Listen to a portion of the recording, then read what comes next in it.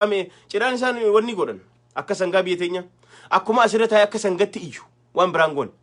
cidaan isaa keessaa wannaa godhan marfeedhaan ni jiran ni beekan jarri wanna addunyaa jool qunnamtii qabaniiti san booda hin khaatuuf das ittinaa jamu ganaa gogara sangaadha asumarra taa'ee waan ja'a ijaa moo ja'a bakka gaafa qalamuu keni qalama das hagasuma dalagaan isaa kanaaf arra khalee as taa'ee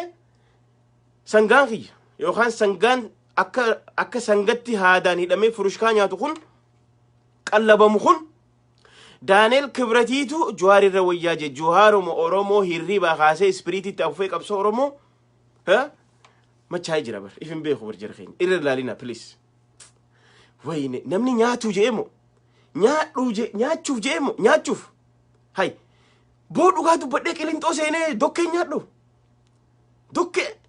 dhugaan isin inja shuroo nyaadhee maqaa hiyyeessee sammuuti ya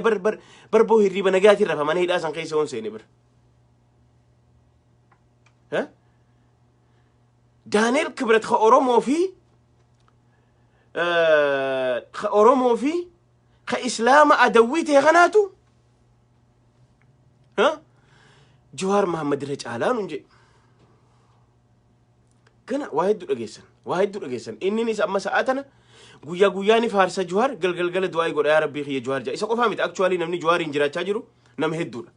arra Jawaar maqaa isaatiin miidiyaa hedduu guddatee jira maqaa isaatiin audiyansii guddaa warra argatee isuma arrabsuudhaan isuma qeequudhaan warra biddeenni baheef YouTube kanarra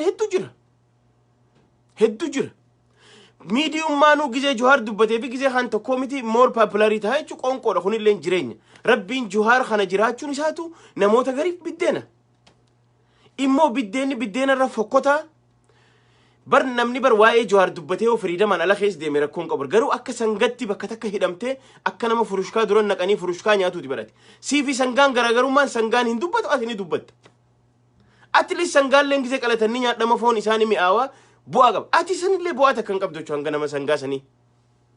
arra osoo rabbiin sammuu sii kanne Daaneel Kibratiitu Jawaar irra wayyaan jettu arra odoo rabbiin sammuu sii kanne poolisa nama 65 guuree gangalchaa nama garafaa ture osoo poolisa arganii poolisaa huccuu poolisaa uffatee godhee poolisaa miti Haaji Butaa godhee nun je Jawaar Mahammadii godhee je poolisota kan you imagine yaa rabbi sibaga yaa rabbi maaluma qiyaamaa dhiyaatee isa jira keenya qiyaamaan ni dhiyaate mee nu hima akkam jettan isin qiyaamaatu dhiyaate osoo poolisaatu nu garafe jedhanii namoota wali guuree osoo gangalchanii garafanii poolisni dillahun warra huccuu poolisaa uffatee Haaji Butaatii jedhan maaluma kijibni akkana ije baasee deemu dirree bee jira keenya kanaaf furushkaa siin jenna laalaati ati furushkaan sangaadhaati sangaa cidhaan keessatti biinsaadhaan raffisanii marfeedhaan cidhaan keessatti ajjeesan ka onneen qabne ka gabbahee jimaa bitachuu hin dandeenye ka gabbahee nyaatuu hin dandeenye bakkuma takka taa'e akka sangaa mukarratti hidhanii iyyu jechuu iyyu sangaadha sangoomtee jirtaati